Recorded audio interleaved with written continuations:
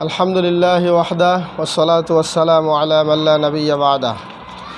মৃত্যুর দুদিন পূর্বে বিশ্বনবী সাল্লাল্লাহু আলাইহি ওয়াসাল্লামের কী কার্যক্রম ছিল এ সম্পর্কে আজকে জানব।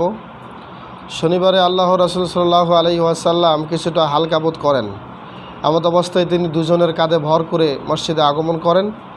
তখন আবু বকর রাদিয়াল্লাহু তাআলা আনহুর ইমামতিতে জোহরের জামাত শুরু হয়েছিল। রাসূল সাল্লাল্লাহু আলাইহি ওয়াসাল্লাম এর আগমন টের পেয়ে আবু বকর পিছিয়ে আসার উদ্যোগ নিতেই আল্লাহর রাসূল সাল্লাল্লাহু আলাইহি ওয়াসাল্লাম তাকে ইঙ্গিত করে নিষেধ করলেন।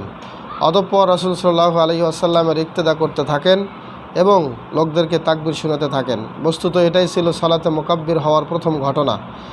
আর আবু বকর রাদিয়াল্লাহু তাআলা আনহু ছিলেন ইসলামের ইতিহাসের প্রথম মুকাব্বির। তাছাড়া এদিন তিনি ওসামা বিন যায়েদের নেতৃত্বে শাম অঞ্চলে সর্বশেষ সেনাদল প্রেরণ করেছিলেন।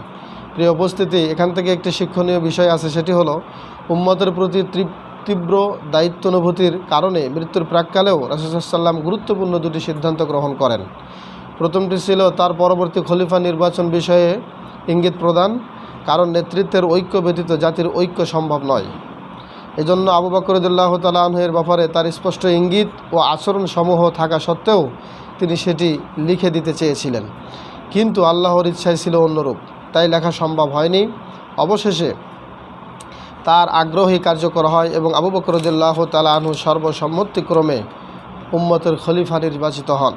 এতে নির্দেশনা রয়েছে যে ইসলামের আমির নির্বাচনের সর্বোত্তম পদ্ধতি হলো পূর্বতন আমিরের ওসিয়ত, যা পরে আবু বকর রাদিয়াল্লাহু তাআলা আনহু ওমর রাদিয়াল্লাহু তাআলা আনহুর ব্যাপারে করেছিলেন, অথবা উম্মতের সেরা ব্যক্তিদের মধ্য হতে পূর্বতন আমিরের বাছাইকৃত ব্যক্তিগণের একজন, যা সেরা ব্যক্তিগণের মাধ্যমে নির্ধারিত হবে, যেমন ওমরে ফারুক রাদিয়াল্লাহু তাআলা আনহু করে গিয়েছিলেন।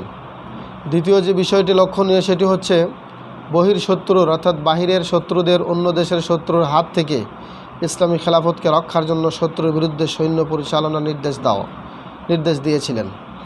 এর মাধ্যমে তিনি নিজের মৃত্যুর চাইতে উম্মতের নিরাপত্তাকে অধিক গুরুত্ব দেন, যা পরবর্তী খলিফাদের জন্য অনুকরণীয় হিসেবে দৃষ্টান্ত হয়ে যায়। 3 নম্বর একটি শিক্ষণীয় বিষয় হলো রাসূল সাল্লাল্লাহু আলাইহি ওয়াসাল্লামের দায়িত্ব সচেতন কর্মকাণ্ডের মধ্যে যে কোনো দায়িত্বশীল মুমিন ব্যক্তির জন্য শিক্ষণীয় বিষয় রয়েছে, কারণ প্রত্যেকেই কিয়ামতের দিন স্ব স্ব দায়িত্ব সম্পর্কে জিজ্ঞাসিত হবে। এটাই ছিল বিশ্বনবী মুহাম্মদ রাসূলুল্লাহ সাল্লাল্লাহু আলাইহি ওয়াসাল্লামের মৃত্যুর 2 দিন পূর্বের ঘটনা।